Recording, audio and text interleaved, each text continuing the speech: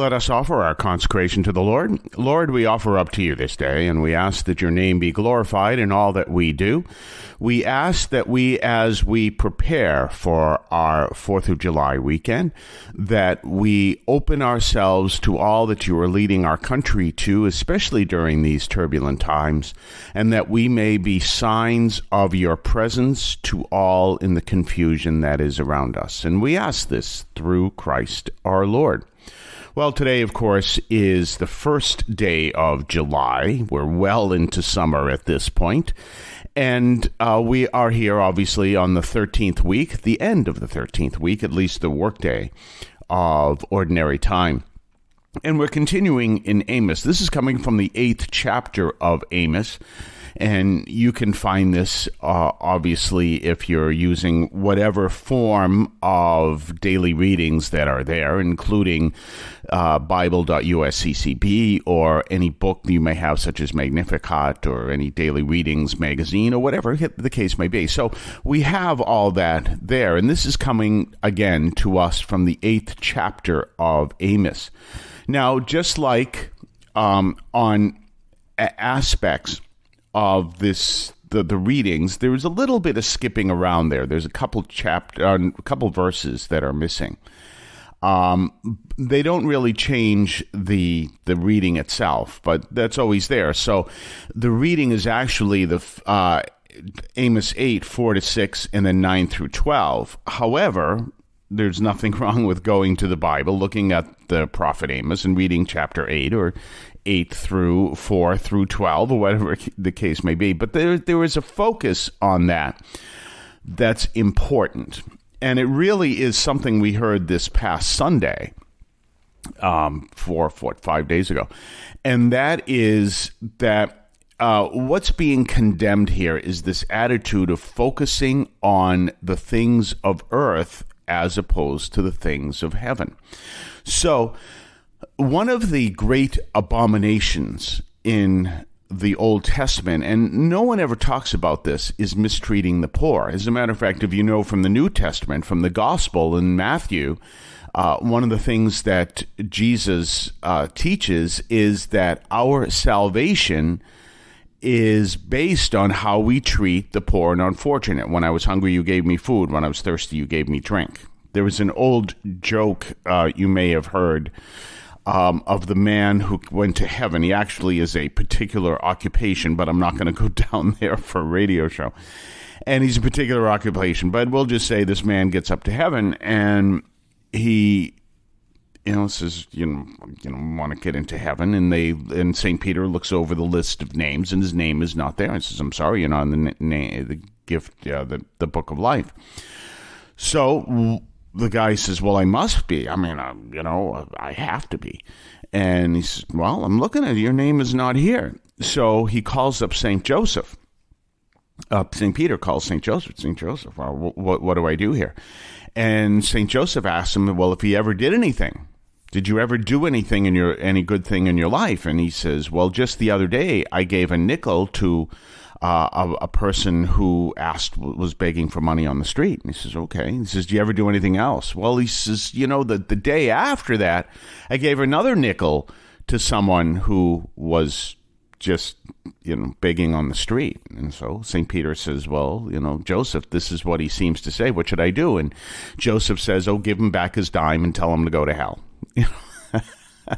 It's that understanding that if you are not open to the needs of others, regardless of how devout you may be, if you are devout, regardless of how devout you may be, that's it. You have no understanding of getting into heaven, because it's how we treat others that's essential. And even if you live the so-called perfect moral life, you never do anything wrong, you've never broken any one of the commandments, but you've never experienced or practiced charity in any way whatsoever, then that still is abomination. Is if you in your way of living your life, you do nothing for the poor, that's an abomination according to God. And this comes out very strong throughout the entire book of Amos. But what we're seeing here is it's right there. So the first line where he complains about those who trample upon the needy and destroy the poor of the land. Well, why would people do that? Because it is to their economic advantage. That's why. When will the new moon be over, you ask, that we may sell our grain? Because there were certain times that they could not sell the grain. They had to wait until because of certain liturgical issues and stuff like that. And then it says in the Sabbath that we may open our grain bins, because the focus is, we have to get this whole religious stuff out of the way so that we can go out and make money. And that is condemned. And always understand that this is a general reaction. This is a general condemnation. In other words, even though Amos is speaking to the nation of Israel, this is something that happens all the time.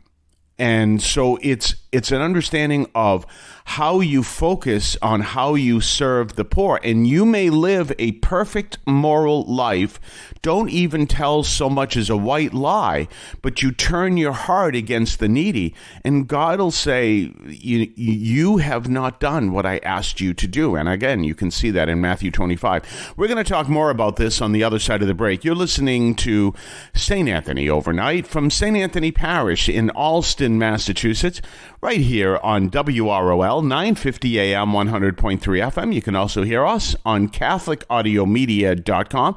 That's CatholicAudiomedia.com. We'll be right back. I want to call your attention to Catholic TV, which offers great faith-filled, family-friendly programming 24 hours a day. You can find your cable channel at www.getcatholictv.com, and you can watch online on the free apps or check out the YouTube channel. Daily Mass, Rosaries, the Divine Mercy Chaplet, and the Our Lady of Perpetual Help Novena are all available online and on demand. Check out CatholicTV.com. And don't forget our own website, CatholicAudiomedia.com, where you can also connect to the parish. You can send us feedback. You can send us requests. I had something happen, I mentioned to it earlier, was someone listening to the radio program and called me up at the parish and left a message. I wasn't near the phone at the time, but I called them right back. And they were surprised at that. They said, "Oh, yeah, you called us right back." So, yeah, you any kind of feedback you want to send to us, and I hear it, I listen to it, no matter what it is. Please don't send anything anonymously, because that's not any good. Not anyone can write anything anonymously. But if you do, I read it too. So whatever. And you can also send anything, feedback, whatever, at 43 Holton Street, Allston, Massachusetts, 02134.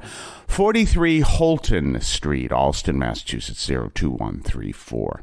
So anyway, we're talking about this powerful message that we have from the book of Amos, that how we treat the poor is just important as any kind of moral code that we follow. And if we do not treat the poor well, then we will be cast into hell, because we have not done what the Lord has said. We're called to reach out to those who are needy. Now, one of the things that is there is we can understand the corporal and spiritual works of mercy. In one of my former parishes, I used to have someone who always helped me in a funeral. He was always served in a funeral. He's retired. And there are other people that do it also, including the parish at St. Anthony right now. But I would ask him why, and he says it's one of the corporal works of mercy. Bury the dead. That's what I'm doing. And so he did that as doing the corporal work of mercy of burying the dead. There's all kinds of things we're there to help the poor. Now, one of the questions that people will ask all the time is, if someone is asking for money on the street, should I give it to them? that is always a toss-up. It's really up to you, and I remember some people say, well, if we give them money, then they will use that to go buy alcohol. And Dorothy Day used to say, well, that's their choice. But if you're giving money to someone who asks for it, then you receive the grace for doing that. Now, others will say, no, absolutely do not. But I always suggest, like one of my favorite places is St. Francis House. I always suggest give money to an agency that helps the poor, because then it goes along much further. So that's one of the things that you can do. So give money to, and if someone, then you can also encourage people to go to the agency. One of the things that, for example, the homeless suffer from is there are a couple things, but having no contact with people. And granted, they'll have contact with other people who are homeless. But if they don't have that, if they're sleeping alone someplace, then they have no human contact. And some of them will tell you that's very painful. And, one of the things that I do, I probably disagree with everything that's in the newspaper. But if I'm walking around and someone is selling spare change, I will always buy a copy of spare change. Always buy a copy of spare change. I disagree with everything in it, probably, but that doesn't mean anything. That's a way to help the poor, and it really helps someone who may be very poor but has a literary side. I'm a writer, so I love writing, and I love to foster anything to do with writing. So in any case, all of that is there And, I'd strongly encourage understanding that we are called to take care of the poor. And that is, again, in Matthew 25, it is a what do you call it? A qualification to get into heaven. If you have done nothing for the poor, then Jesus says that I'm going to do nothing for you. So it's a very powerful qualification, and you can see that. Doing nothing for the poor is an abomination in the Old Testament. So keep that in mind. We'll talk more on Monday. Have yourself a blessed weekend, and remember, come by at 10 o'clock a.m. on Sunday. Have a blessed weekend. If you would like to support our program, please consider a donation to St. Anthony Parish in Allston, Massachusetts. There are several ways to consider this. One is to purchase any of our merchandise, which you can find at the shopping tab at CatholicAudiomedia.com.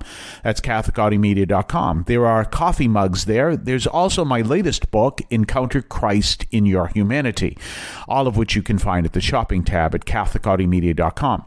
You can also donate to the show directly through either the Donate tab, also at CatholicAudiomedia.com, or by sending a donation to the U.S. Postal Service with your questions and comments at 43 Holton Street, Allston, Massachusetts, 02134. That's St. Anthony Parish, 43 Holton Street, Allston, Massachusetts, 02134.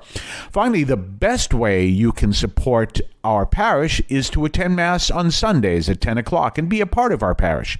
We thank you for any support you would like to give to St. Anthony Parish in Allston, Massachusetts, the sponsoring parish for this media outreach to Catholics and other Christians in the WROL, WEZE, and podcast listening audience.